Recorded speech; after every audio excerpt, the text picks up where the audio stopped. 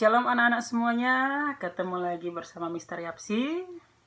Kita kembali lagi belajar dari pembelajaran kita karakter ya.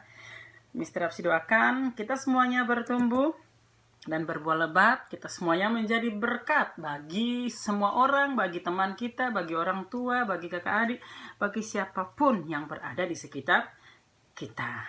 Oleh karena itu, penuh perhatianlah kepada kebenaran firman Tuhan. Penuh perhatianlah kepada setiap pembelajaran karakter yang kita pelajari. Ketika kita penuh perhatian, percayalah maka kita akan bertumbuh. Oleh karena itu sebelum kita mulai, kita angkat pujian firman Tuhan ku dengar. Firman Tuhan ku dengar, ku tanam di hatiku, ku ingin bertumbuh subur dan berbuah lebat. Yesus, tolong padaku. Firman Tuhan ku dengar, ku tanam di hatiku, ku ingin bertumbuh subur dan berbuah lebat. Yesus, tolong padaku. Tuhan Yesus, kami ingin bertumbuh subur dan berbuah lebat. Oleh karena itu biarlah Engkau menolong kami Tuhan dengan kuasa Roh Kudus.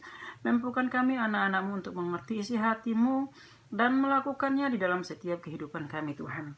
Di dalam nama Tuhan Yesus Kristus kami datang dan berdoa kepada Bapa di surga. Haleluya. Amin. Oke. Puji Tuhan.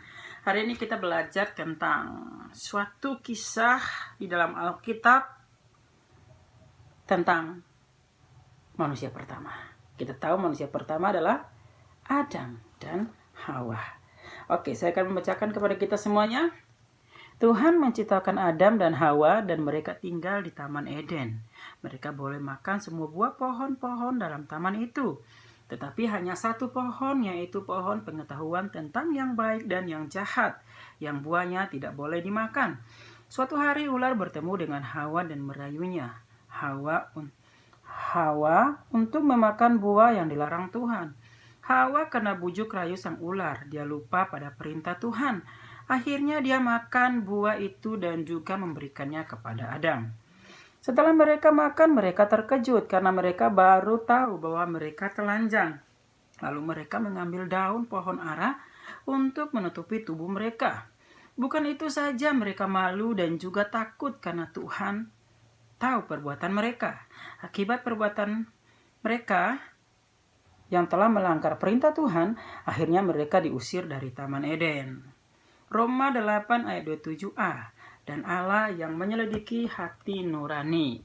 Nah, hari ini kita belajar kembali tentang kisah Adam dan Hawa. Bagaimana mereka hidup makmur di Taman Eden.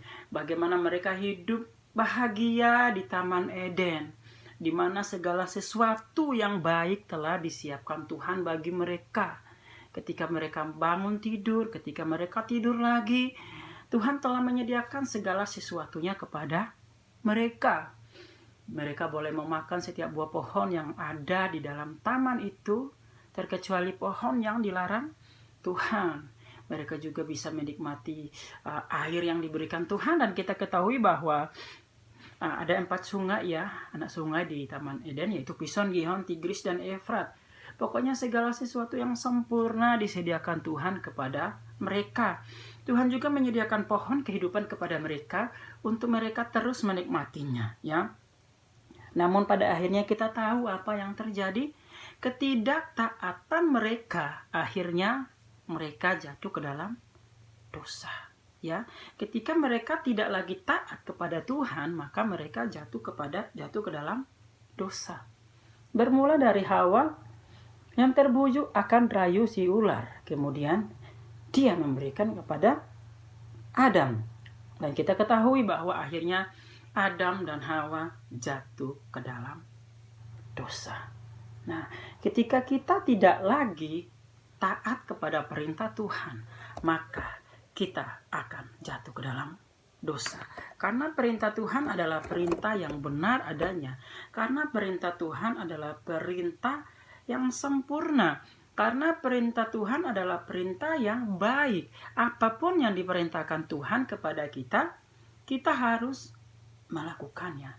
Ketika Hawa dicobai oleh ular, coba dia mau mendengarkan hati nuraninya. Hawa, itu salah. Bukankah Tuhan berfirman, semua pohon di dalam taman ini boleh kamu makan buahnya? Di sini Hawa tidak menggunakan hati nuraninya. Kemarin kita juga telah belajar tentang hati nurani, ya. Bagaimana kita harus peka, bagaimana kita harus mendengar hati nurani kita, ya. Nah, begitu juga dengan Hawa. Ketika Hawa lupa melakukan kebenaran firman Tuhan, coba dia menggunakan hati nuraninya. Yang saya lakukan adalah salah. Saya tidak boleh. Namun Hawa tidak menggunakan hati nuraninya. Nah, yang kita pelajari hari ini di sini mengatakan bahwa, nah teman-teman, apa yang dapat kamu pelajari dari kisah Adam dan Hawa ini? Apakah mereka menggunakan hati nurani mereka? Setelah itu, apa komitmenmu? Dalam kehidupan kita, Tuhan telah memberikan perintah-perintah kepada kita. Tuhan telah memberikan peraturan-peraturan kepada kita. Tapi ada kalanya kita lupa. Ada kalanya kita tidak mengingat kembali perintah Tuhan. Dalam hal seperti ini, mari kita menggunakan hati nurani kita. Misalnya ketika kita mau mengambil sesuatu yang bukan milik kita, hati nurani kita akan berkata bahwa jangan, itu dosa, jangan, itu tidak baik. Nah, itu adalah perkataan hati nurani. Dengarkanlah hati nuranimu, karena Allah yang menyelidiki hati nurani. Ketika kita tidak berlaku jujur, hati nurani kita akan berkata, jujurlah, jujurlah, jujurlah. Terus bertentangan dengan kita. Aku mau jujur enggak? Aku mau jujur enggak? Aku mau jujur enggak? Nah, dengarkanlah hati nuranimu, ya. Karena hati nuranimu akan memberitahukan kepadamu mana yang benar dan mana yang salah. Ingat, Tuhan menyelidiki hati nurani.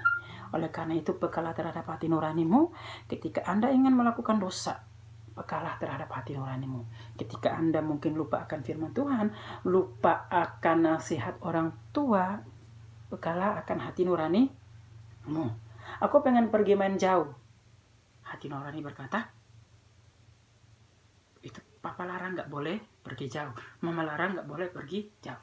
Berarti ikutilah hati nuranimu. Seperti yang kemarin di pembelajaran sebelumnya, di situ mengatakan bahwa misalnya ada teman yang mengajak kita untuk mencuri atau menyontek, sedangkan kita ingat firman Tuhan jangan mencuri. Di sini hati nurani kita bekerja. Kita harus memilih perbuatan yang benar atau salah. Kalau kita mendengarkan hati nurani yang benar, yaitu tidak menyontek, kita akan menang. Jadi dengarkanlah hati nurani yang benar, maka kita akan menang. Gunakanlah hati nuranimu untuk melakukan kebenaran. Gunakanlah hati nuranimu ketika hendak melakukan segala sesuatu, agar segala sesuatu berjalan sesuai kebenaran Tuhan, agar segala sesuatu berjalan dengan ketetapan dan peraturan-peraturan yang ada. Jadi ingat, ketika Anda ingin melakukan dosa, ketika Anda ingin melakukan kesalahan, ketika Anda ingin melakukan sesuatu hal yang bertentangan dengan kebenaran firman Tuhan, ingat hati nuranimu. Lakukanlah kebenaran firman Tuhan, lakukanlah kebenaran itu, maka berkat Tuhan akan dilimpahkan kepadamu. Mari kita berdoa. Tuhan Yesus, kami bersyukur pada kesempatan hari ini kami boleh belajar dari kebenaran firman-Mu untuk menggunakan hati nurani kami, Tuhan. Untuk menggunakan kebenaran hati nurani kami, Tuhan, untuk berjalan sesuai dengan kebenaran firman-Mu. Kami anak-anak kecil, Tuhan, terkadang lupakan melakukan kebenaran firman-Mu, tetapi mampukan kami, ingatkan kami, agar kami terus peka terhadap kebenaran firman-Mu. Kami juga mengikuti kebenaran hati nurani, Tuhan, yang sesuai dengan kebenaran firman-Mu, Tuhan. Di dalam nama Tuhan Yesus Kristus, Roh Kudus bertata dalam kehidupan kami, dan jadikan kami menjadi pemenang, Tuhan. Di dalam nama Tuhan Yesus Kristus, kami datang dan berdoa kepada Bapa di surga. Haleluya. Amin. Oke, shalom. Sampai jumpa di minggu depan. Tuhan Yesus memberkati kita semuanya.